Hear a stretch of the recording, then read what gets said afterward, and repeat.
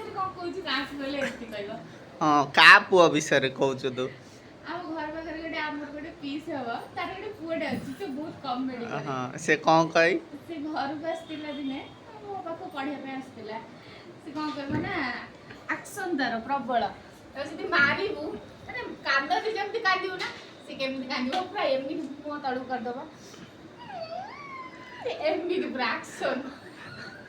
ଦିନେ ତା ମାମାକୁ କହୁଛି ଅନାନୀ ମାମା ବହୁତ ରୋଲ କରୁଛୁ ହାଣି ଦେମି ଗୋଇଠେ। ନା ସେମିତିଆ ନ କେମିତିଆ କହିଲା ଫାଷ୍ଟ ଆକ୍ସନଟା ବସିକି ଲେଖୁଥିଲା। ହଁ ଲେଖୁଥିଲା ହେଲା ତା ମାମା ଆସିଲା କହିଲା ଆଉ ଯଦି ସେ ନ ପଢିବ ତାକୁ ଧରିକି ବାଡେଇବୁ।